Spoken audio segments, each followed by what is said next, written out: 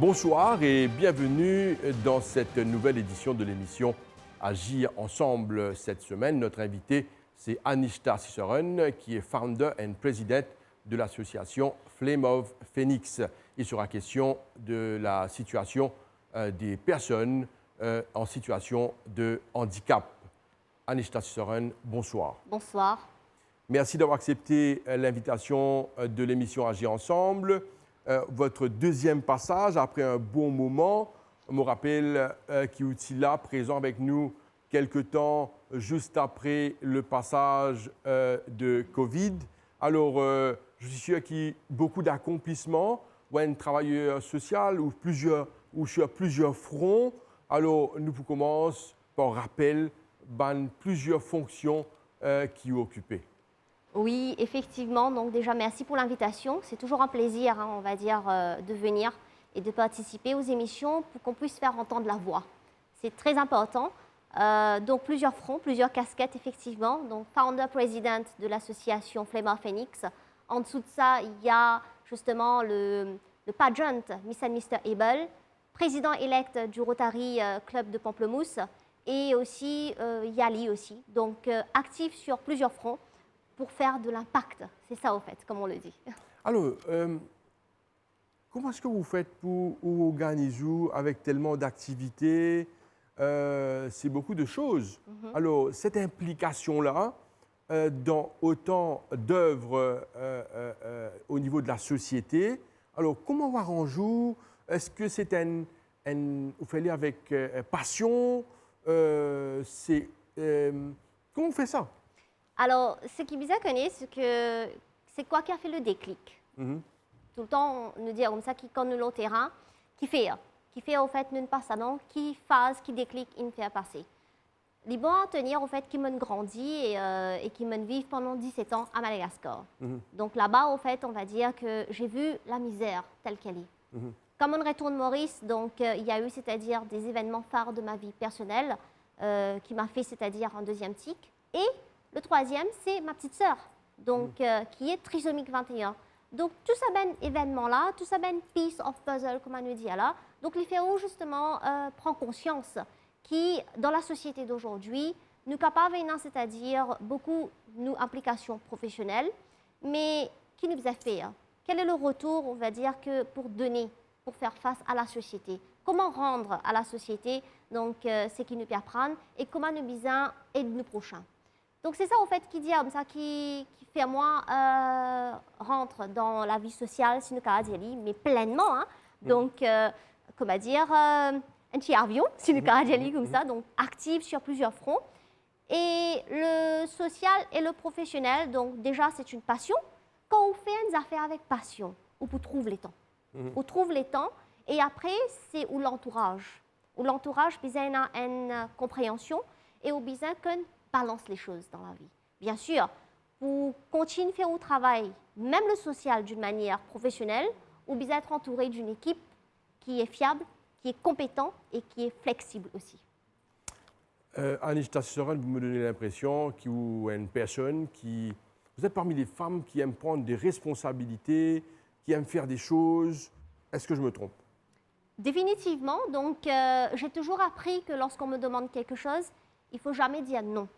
Il faut toujours, on va dire, essayer de voir qu'est-ce qu'on peut faire. La plus simple des choses, c'est être à l'écoute. L'écoute est déjà une action pour les personnes qui sont dans le besoin. La disponibilité est déjà quelque chose. Donc, les phases ne sont pas avec des grandes actions, des grandes responsabilités. Déjà, l'écoute et le temps qu'on donne à une personne, ça commence par ça. On va entrer dans plus de détails dans un moment, mais déjà, Mofek Diali, fondatrice et également présidente de l'association Flame of Phoenix, ou également très active au niveau de, rappelle-moi, c'est-à-dire ou dans Rotary, oui. N'est-ce pas? Dans Rotary. Alors, nous commençons par Rotary, parce qu'il nous propose un peu plus longtemps après par rapport à Flame of Phoenix, Mr. and Mrs. Able, qui mettent en lumière, en valeur les jeunes qui sont en situation de handicap.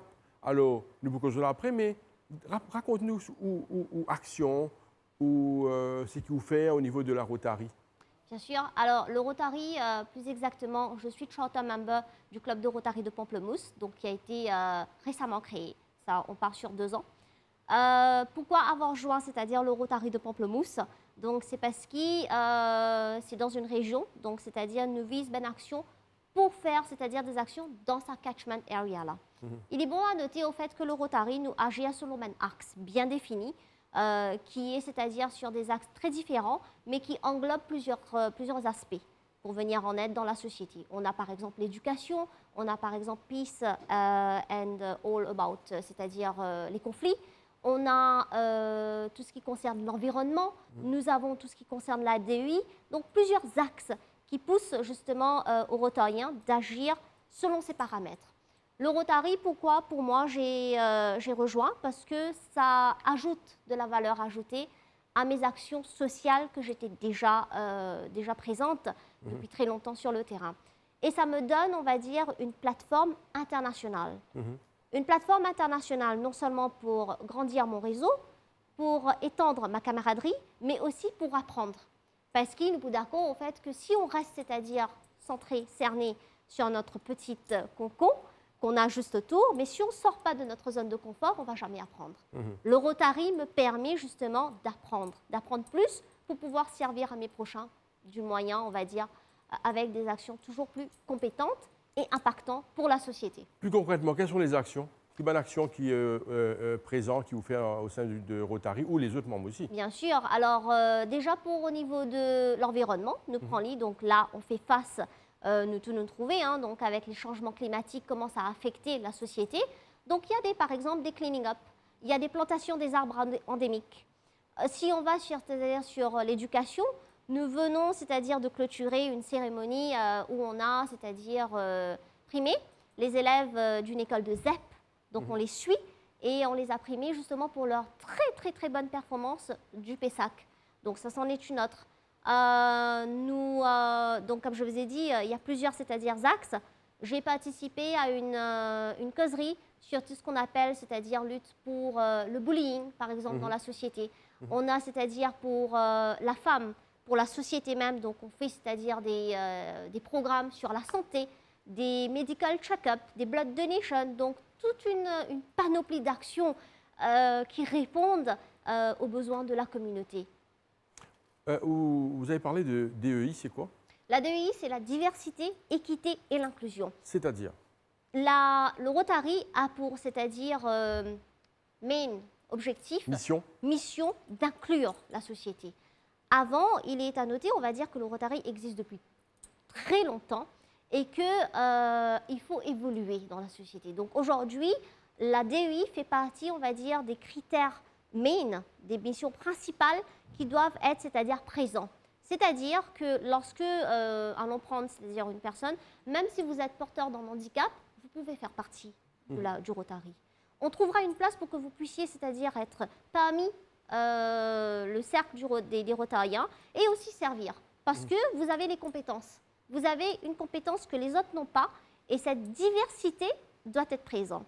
Donc, quand on parle de diversité, donc là, on parle, c'est-à-dire en termes de non-discrimination. Donc, tout le monde est welcome. Tout le monde est welcome. Donc là, je parle de que ce soit du sexe, que ce soit de la race, que ce soit, on va dire, de la religion, que ce soit de toutes les communautés. C'est un des points, la diversité. Et d'ailleurs, Maurice est connu pour sa diversité. Donc, les Rotary de l'île Maurice doivent refléter cette diversité. L'équité, justement l'équité, parce que pourquoi mettre, c'est-à-dire les aspects sociaux? Pourquoi mettre une catégorisation sociale? Non. Qu'on soit petit, qu'on soit grand, qu'on soit, c'est-à-dire qu'on sert de différents niveaux professionnels, vous êtes tous la bienvenue dans le Rotary parce que c'est pour servir la communauté d'abord. Alors, on parle beaucoup de Rotary, des Rotariens. Peut-être les gens vont se demander, c'est pas tout le monde qui connaît c'est quoi le Rotary. Alors, qui fait un Dimoun intégrer, par exemple, le Rotary? Undianou, par exemple, ou qui fait ou fait ali?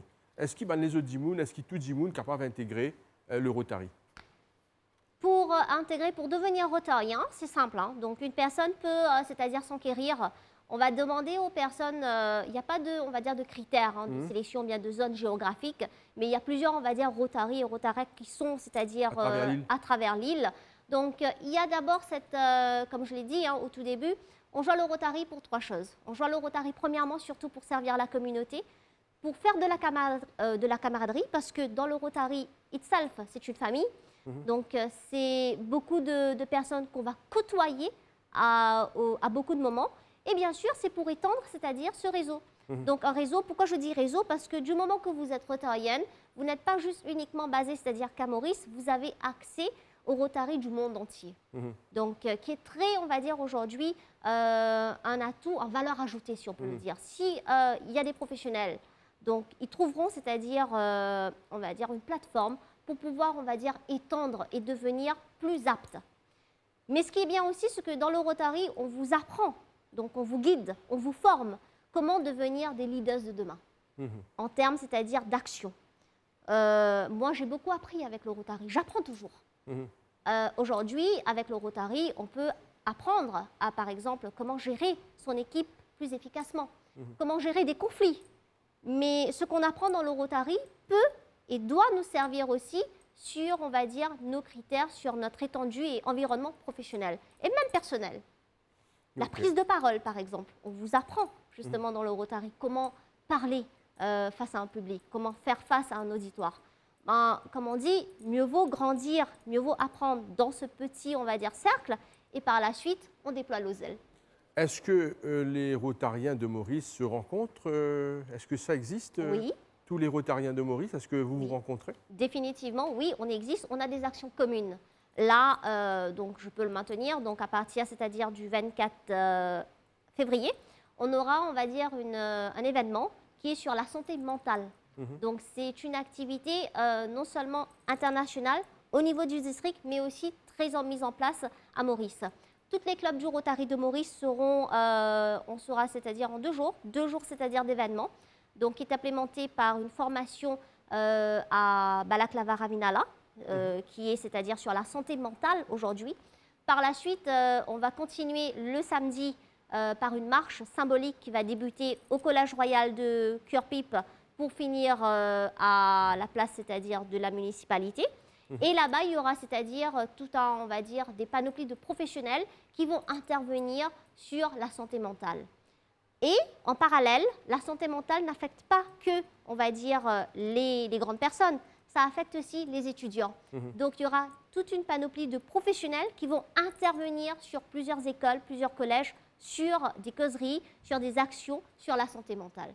Donc, ceci est une, on va dire, une action nationale.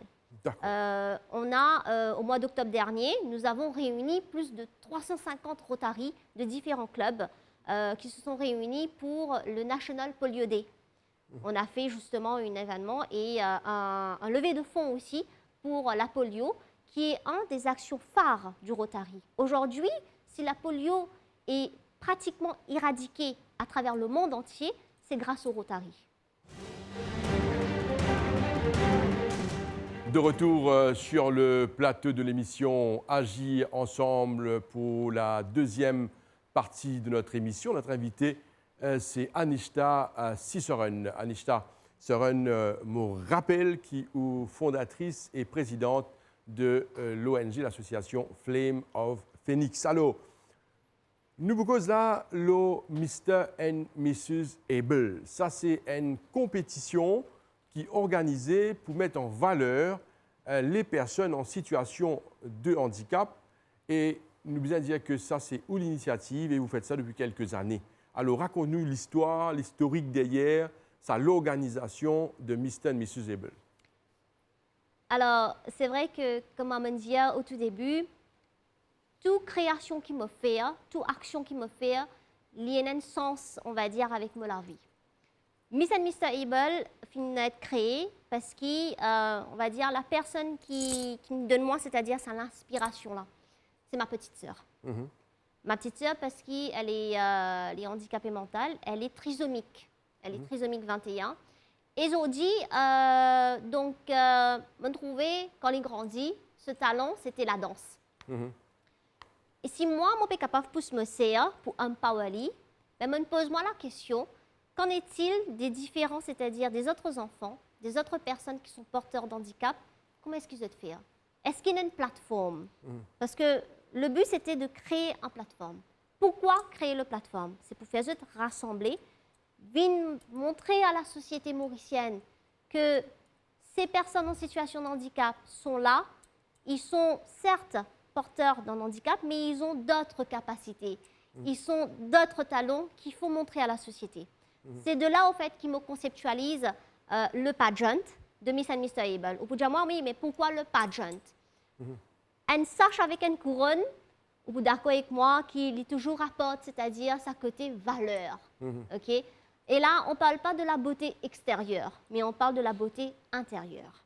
Donc, c'est ça qui m'a envie de mettre en avant l'eau sa pageant. Là. Alors, vous avez parlé beaucoup de votre sœur, on se rappelle d'elle, elle est venue sur notre plateau, elle a dansé. Alors, comment elle se porte? Est-ce qu'elle est bien? Monsieur Mandimoun rappelle, c'est une jeune demoiselle, trisomie 21, mais très en vie, très active, qui aime danser. Voilà. Alors, raconte-nous un petit peu depuis comment elle a évolué. Est-ce qu'elle est toujours vive? Elle est toujours pleine d'énergie. Oui, voilà. Voilà. Pleine d'énergie. Ben, il faut cet encadrement. Donc, et ça, c'est peut-être le message que je dois faire passer à toutes les personnes, toutes les familles qui est là, c'est-à-dire une personne qui, dans la famille, qui est porteur d'handicap. Jamais je besoin décourager. Parce qu'au contraire, je besoin, c'est-à-dire, pousse sa man là à faire plus.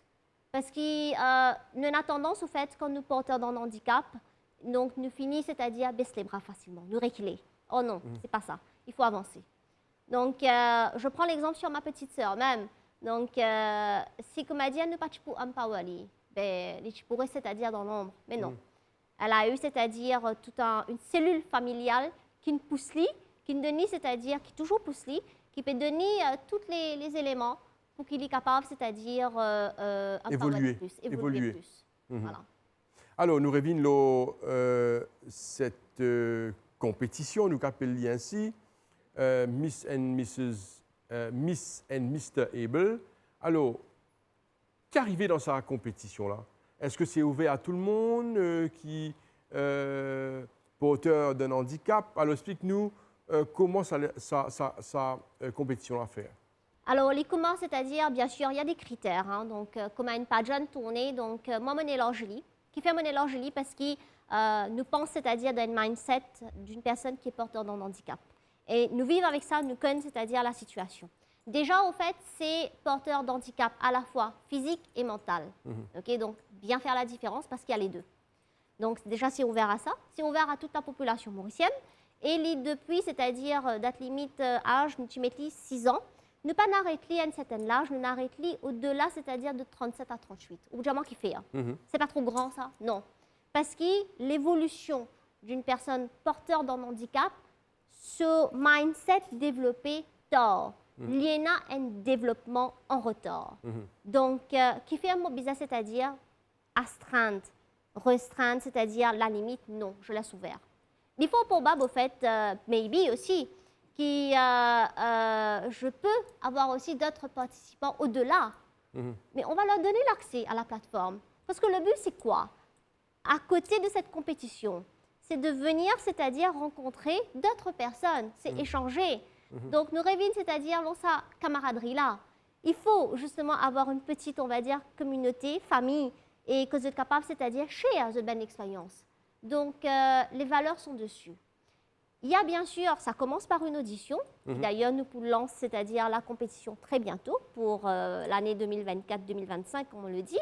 Donc, pour une audition, les personnes vont devoir venir, c'est-à-dire, pour montrer quels sont leurs talents. Et là, donc, nous connaissons justement que les personnes en situation de handicap, ben, ils ont d'énormes talents. Donc, souvent des cas, c'est la prise de parole, souvent des cas, c'est la danse, c'est les chants, c'est la musique aussi. Et d'autres, c'est-à-dire, c'est l'artistique aussi qui viennent mettre de l'avant. J'ai vu des personnes qui ont fait des tableaux, mais extraordinaires. Je me rappelle justement avoir eu un trisomique qui jouait Despacito au violon.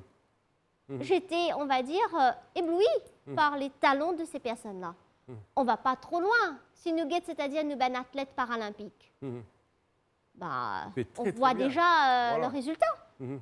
Il n'y a pas, comme je l'ai dit, une des références que j'avais utilisées quand j'avais créé le pageant, j'ai dit justement que l'île Maurice est remplie de talents et il faut juste, c'est-à-dire, porter cette lumière vers eux. Alors, depuis combien d'années que la compétition, l'événement existe maintenant? On a créé, la première édition était en 2018-2019. Par la suite, nous avons posé, de part, on va dire qu'on a été impacté par le Covid. Je n'ai pas voulu lancer tout de suite après parce que l'impact du Covid, post-Covid, est toujours là. Et quand nous disons avec handicapés, nous devons faire, nous devons faire doublement attention. Nous devons dire c'est puissance 10 là. Nous devons faire extrêmement attention. Donc, c'est pour cela, en fait, qu'ils me préfèrent, comment nous dire, poser pour venir, on va dire, meilleur et plus fort par la suite. Donc, 2024, on relance. Vous avez donné beaucoup d'explications. Alors, on le sait, il y a beaucoup de personnes qui porteurs de handicap, beaucoup d'enfants aussi, qui sont très talentueux. Probablement, là, les parents vont se poser des questions. Ben, j'ai envie de faire des enfants parce que nous connaissons que les parents encadrent bien leurs enfants. Aujourd'hui, Aussi, hein. pardon? Les écoles aussi. Les écoles aussi. institutions aussi. Alors, comment faire pour participer? Est-ce qu'il y a une date? Est-ce qui est la personne à contacter? Comment faire? Moi aussi, on va me poser des questions Bien sûr. parce que c'est un projet où beaucoup de personnes qui porteurs de handicap peuvent évoluer, faire montre de leur talent. Alors, moi, je pense que Bandimoun, pour intéresser, pour connaître, mais qui vient faire? Alors, en fait, nous pouvons communiquer, nous pouvons lancer, c'est-à-dire les applications incessamment, c'est mon cas d'y. Bien sûr, bien comprendre que quand nous lançons un projet à cette envergure, c'est beaucoup de choses à faire en même temps, parce que c'est quand même un événement. Et ce n'est pas juste un événement sur un jour, c'est un événement qui est étendu sur plusieurs semaines, voire plusieurs mois.